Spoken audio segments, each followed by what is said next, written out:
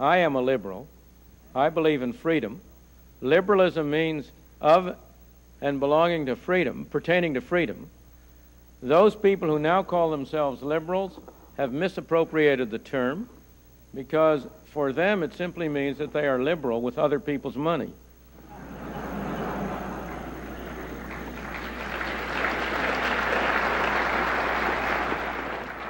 But suppose you ask one of those people who styles himself a modern liberal, what do you think about public housing? Do you think that was a good program? Oh, he'll say, you know, that program had some bad features. You know, we had those wonderful houses in St. Louis, the Pruitt-igoe houses. We had to blow them up.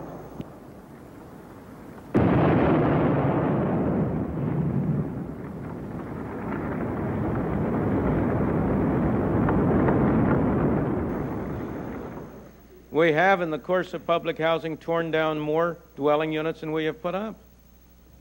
In every city and state of the country, public housing units have become a source of crime and indigence.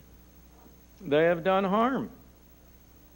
I remember very, very well a personal episode along these lines when quite some years ago, I was in Los Angeles, not long after the Watts riots. And I went down to, I had a guided tour through the Watts area of Los Angeles. And the man who was guiding me was a wonderful fellow who was in charge of a project sponsored by a trade union for self-help for the people in Watts. And I said to him, well, there are some houses over there. They look pretty good, those dwelling units, those apartments. And he said to me, that's the worst thing that ever happened to Watts, he said. Those are public housing. And then he went on. And he said, do you suppose it really helps the youngsters in Watts to segregate all those who are poor in one place? To take all the divided families? Because after all, a large fraction of the poor come from those in which the family is broken up. So you have all the children with only one parent, and their parents all put together in the one building, and they have only one another to work with. That's terrible. We need to have a very different kind of a setup. Well, what he said is right. Wherever it's been used, public housing has been a disaster. But if you ask the proponents of it, people who have been proponents of it in the past, they will agree. But then they will say, but that's because we didn't do it right. We ought to spend more money on it.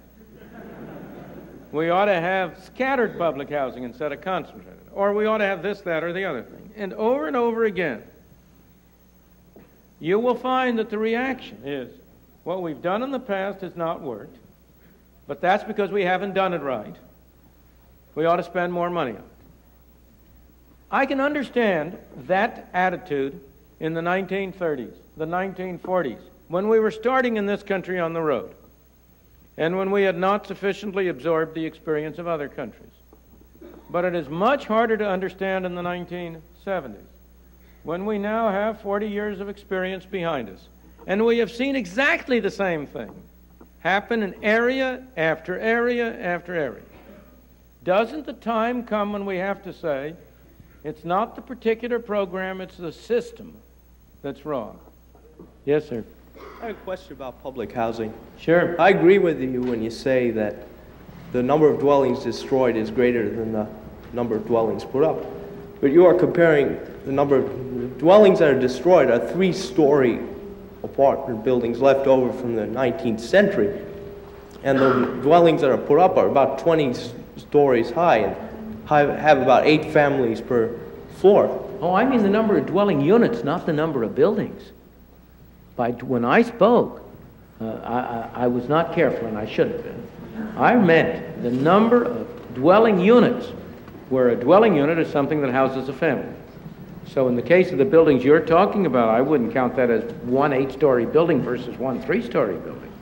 But the number of dwelling units built is less than the number destroyed. How does that improve the housing? Maybe you dislike the public housing because of the institutional look to it, and that it looks more like a hotel and looks less homely. But the alternative that has nothing to do with it. The alternative is either you have a public house or you have a badly maintained apartment building by an absentee landlord. And There are no dwelling units in this country that are more badly maintained than public housing dwelling units. in the South Bronx, people are burning their houses. Of course, why? They why? are burning their houses why? to move into public Of course, housing. but why are they burning those houses and abandoning them? Because Why? they're badly maintained. No, sirree. Because you have rent control in New York City, which makes it uneconomical to maintain the houses and means that the only way in which you can get any money out of them is by burning them down. Also, an absentee landlord is very... Absentee landlordism, of course. But you mean to say that the public housing units are not absentee landlords?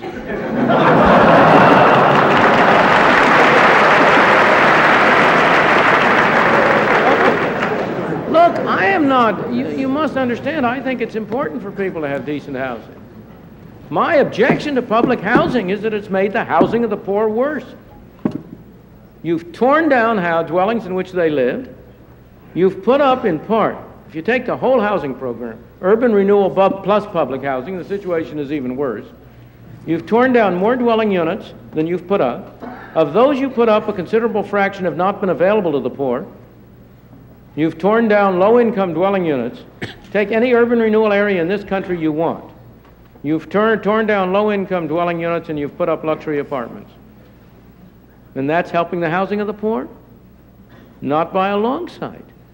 So that the problem is, and then in the public housing units you've set up, because of the income requirements and so on, the people who can qualify for them tend to be broken families. They have an abnormally high rate of juvenile delinquency, of sabotage, of destruction. They are poorly maintained. You see, the problem that this young man is illustrating is the tendency that we often have to take the will for the deed. The problem isn't the objective of the public housing units. The point is to go out and see what's actually happened with them. And there is hardly anybody who has studied the subject who will defend the public housing program as having improved the housing of the poor.